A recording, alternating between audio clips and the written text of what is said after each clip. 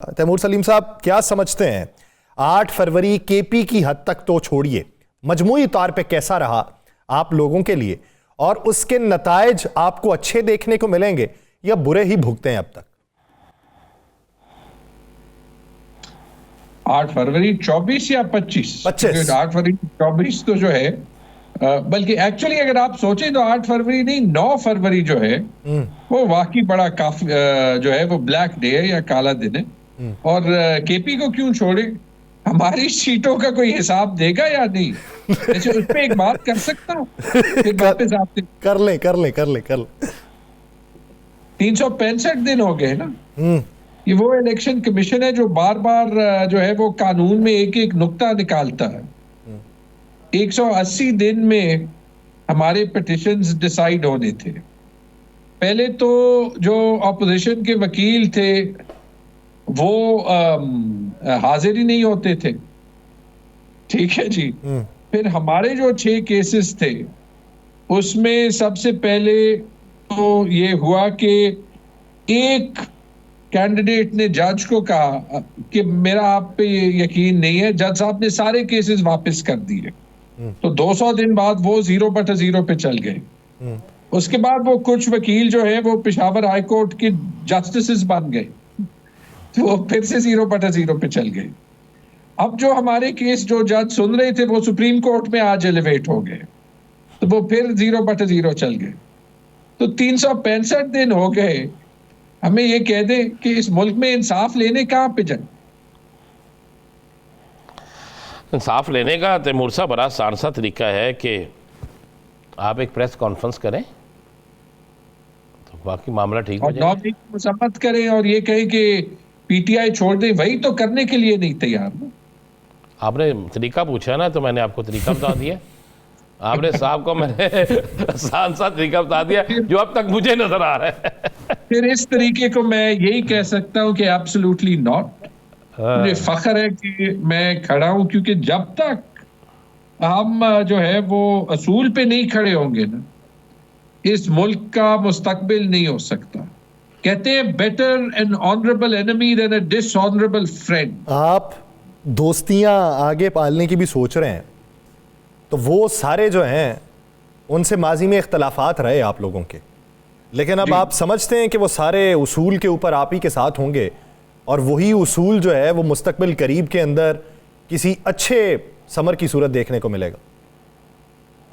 रास्ता यही है और इसमें हमें मानना पड़ेगा कि हमारी गलती है, और खास तौर पे इस क्राइसिस में रही है कि इतनी मकबूलियत होने के बावजूद जब रियासत ने, स्टेट ने हमें दीवार से लगाया था तो हमने सिर्फ अकेले लड़ने की कोशिश की।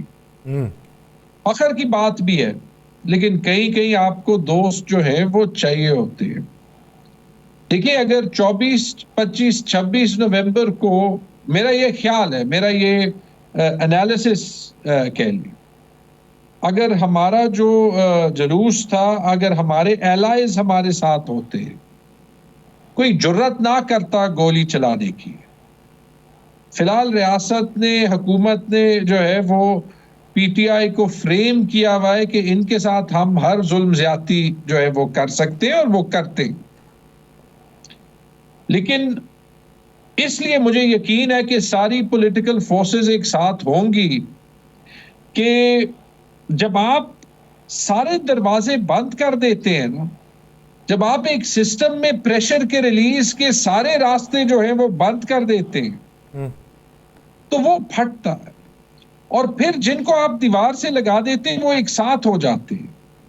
पीटीआई में इलेक्शन से पहले और पीटीआई में इलेक्शन के बाद यही फर्क रहा है कि इलेक्शन से पहले जब हमें अंडरग्राउंड भी भेज दिया गया था, हमें पाकिस्तान के झंडे हमारे सपोर्टर्स को लहराने की इजाजत नहीं दी गई थी 14 अगस्त पे। तो हम अपनी डिफरेंसेस छोड़ के एक मकसद के लिए लड़े, और उसका रिजल्ट आपने 8 फरवरी को देखा कि 6 बजे के बाद इस निजाम को इतनी बेशर्म रिगिंग करनी पड़ी कि वो क़यामत के दिन तक याद रखनी पड़ेगी। उसके बाद हमारी वो यूनिटी नहीं रही। और उसकी वजह से शायद हमने वो प्रोग्रेस नहीं किया। लेकिन अब यूनिटी वाकई जो है वो इन सारी सियासी जमातों की बनेगी, और मेरी वाकई अल्लाह ताला से दुआ है कि जब ये खत्म होगा हम ये मौका ना खोएं कि हम पाकिस्तान को आइन के रास्ते पे ले आए। ये हमारी जनरेशन पे अभी फर्ज है। तैमूर साहब, इस दफा जो जलसा था और पहले जो जलसे होते थे, फर्क क्या था?